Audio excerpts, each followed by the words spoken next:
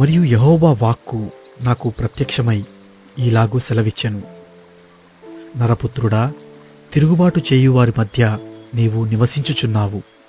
వారు ద్రోహులయ్యుండి చూచు కన్నులు కలిగియు చూడకయున్నారు, వినుచెవులు కలిగియు వినకయున్నారు. నరపుత్రుడా, దేశాంతరము పోవువానికి తగిన సామాగ్రిని మూటకట్టుకొని పగటివేళ వారు చూచుచుండగా నీవు ప్రయాణమై నీవున్న స్థలమును విడిచి వారు చూచుచుండగా మరియొక స్థలమునకు పొమ్ము. వారు తిరుగుబాటు చేయువారు, అయినను దీని చూచి విచారించుకొందురేమో. దేశాంతరము పోవువాడు తన సామాగ్రిని తీసుకొనున్నట్లు వారు చూచుచుండగా నీ సామాగ్రిని పగటియందు బయటికి తీసుకొని వచ్చి వారు చూచుచుండగా అస్తమానమున ప్రయాణమై పరదేశమునకు పోవువాని వలె నీవు బయలుదేరవలెను. వారు చూచుచుండగా గోడకు కన్నము వేసి నీ సామాగ్రిని తీసుకొని దాని ద్వారా బయలుదేరము. వారు చూచుచుండగా రాత్రియందు మూట భుజము మీద పెట్టుకొని నేల కనబడకుండా నీ ముఖము కప్పుకొని దానిని కొనిపొమ్ము.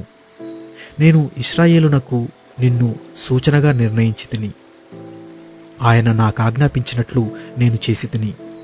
ఎట్లనగా, నేను దేశాంతరము పోవువాడనైనట్లుగా పగటియందు నా సామాగ్రిని బయటకి తెచ్చి అస్తమయమున నా చేతితో గోడకు కన్నము వేసి వారు చూచుచుండగా సామాగ్రిని తీసుకొని మూట భుజము మీద పెట్టుకొంటిని.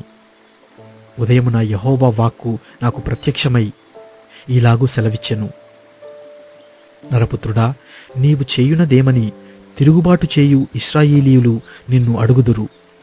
కనుక నీవు వారితో ఇట్లనుము, ప్రభువగు యెహోవా సెలవిచ్చినదేమనగా, ఈ దేవోక్తి భావము యెరూషలేములోనున్న ప్రధానికిని దానిలోనున్న ఇశ్రాయేలు వారందరికిని చెందును. కాబట్టి వారికి ఈ మాట చెప్పుము, నేను మీకు సూచనగా ఉన్నాను. నేను సూచించినది వారికి కలుగును.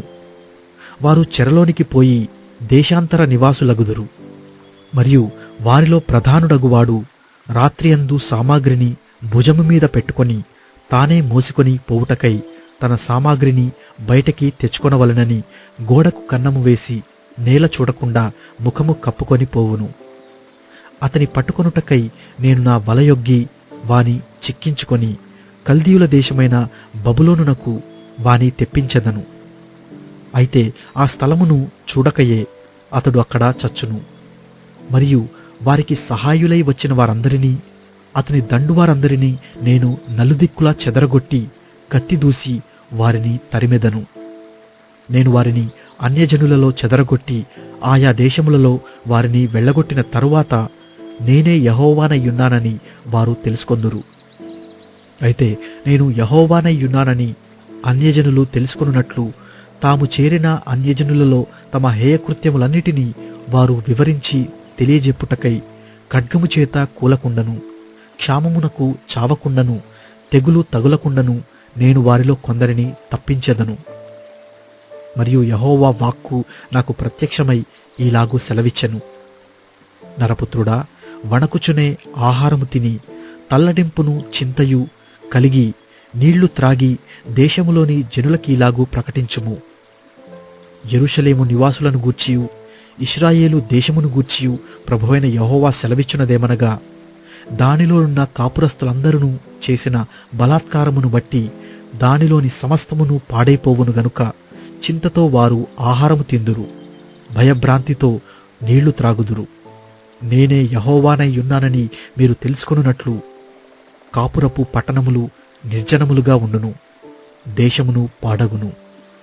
మరియు యెహోవా వాక్కు నాకు ప్రత్యక్షమై ఇలాగ సెలవిచ్చును. నరపుత్రుడా, దినములు జరిగిపోవచ్చున్నవి, ప్రతి దర్శనము నిరర్ధకమగుచున్నది అని ఇశ్రాయేలుల దేశములో మీరు చెప్పుకును సామెత ఏమిటి? కావున నీవు వారికి మాట తెలియజేయము. ప్రభువగు యెహోవా సెలవిచ్చినదేమనగా, ఇక మీదట ఇశ్రాయేలీలో ఎవరును ఈ సామెత పలకకుండా నేను దాని నిరర్ధకము చేసేదను గనుక నీవు వారితో ఇట్లనము, దినములు వచ్చుచున్నవి, ప్రతి దర్శనము నెరవేరును. వ్యర్థమైన దర్శనమైనను ఇచ్చకములాడు సోదెగాండ్ర మాటలైనను ఇజ్రాయేలులో ఇకను ఉండవు. యెహోవైన నేను మాట ఇచ్చుచున్నాను, నే ఇచ్చు మాట ఇకను ఆలస్యం లేక జరుగును.